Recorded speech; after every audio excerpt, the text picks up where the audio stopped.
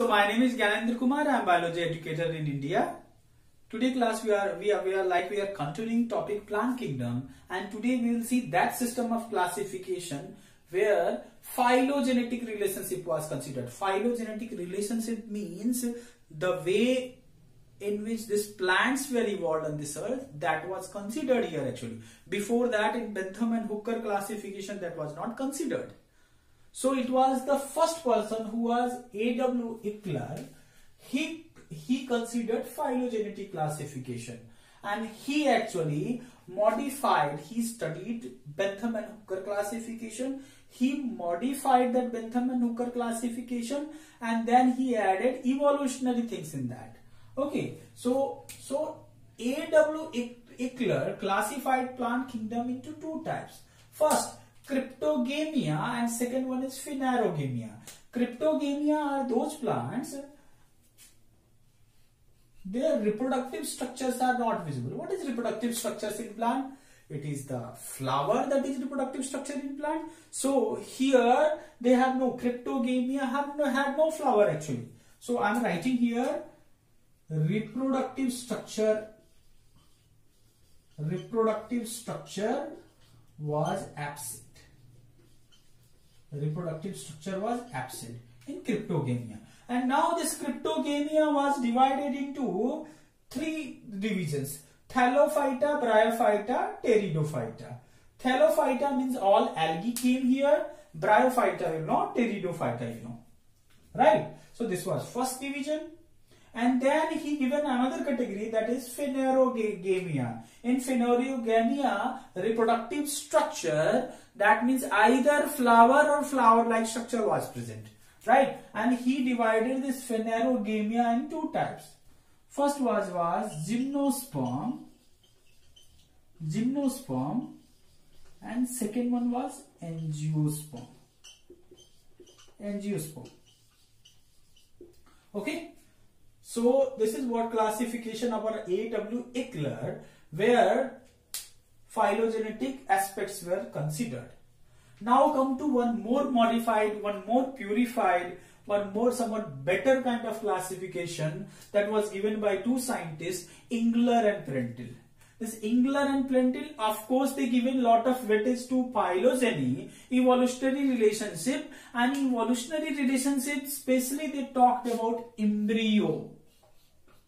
They given lot of weightage to embryo, and they told that this plant kingdom can divide into two subkingdoms. What is that subkingdom? Thallophyta and Embryophyta. Thallophytas are those plants who have not embryo. Embryo absent. I am writing here embryo absent. As for example, you see the algae students. Algae have no embryo. Like algae are aquatic male and female gamete fuses that form zygote, and that immediately in zygote only meiosis will start, and this zygote will divide into haploid cells, and from haploid cells the gamete will form. Right? So there will be no embryo formation in this Thallophyta. In algae, embryo is absent.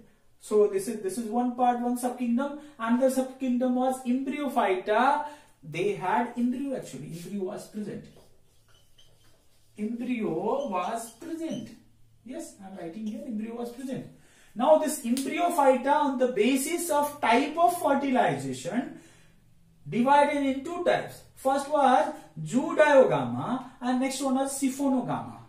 Judaogamas were those plants whose male gamete was movable. It was moving actually.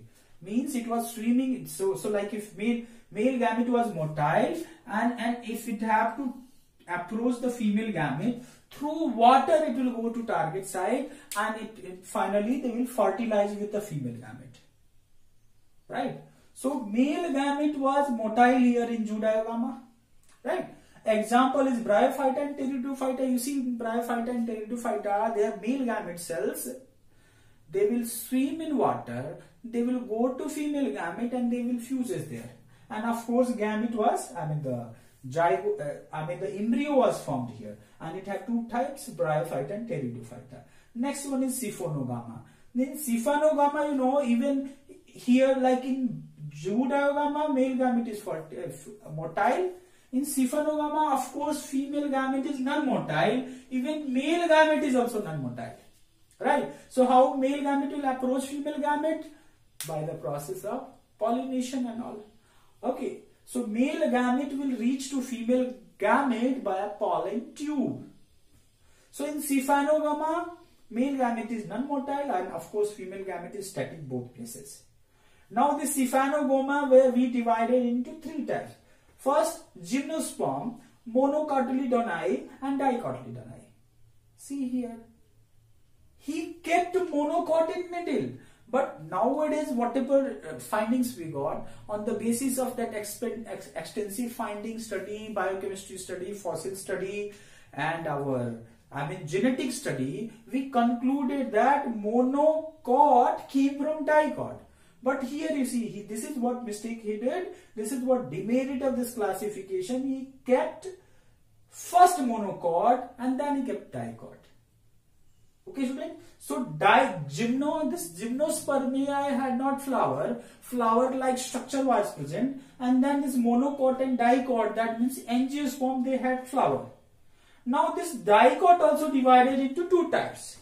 First, Archaeoclamidiae and second one is Metaclamidiae. Archaeoclamidiae are those plants whose petals are either free. Plants in the flowers, you saw flowers have petals, right? The petals of these flowers of Archaeoclamidiae is either free or absent. If flower petal is fused, we'll call it Metaclamidiae. So this is what my Engler and Printle classification. Here lot of weightage was given to phylogeny, and here embryo was also considered.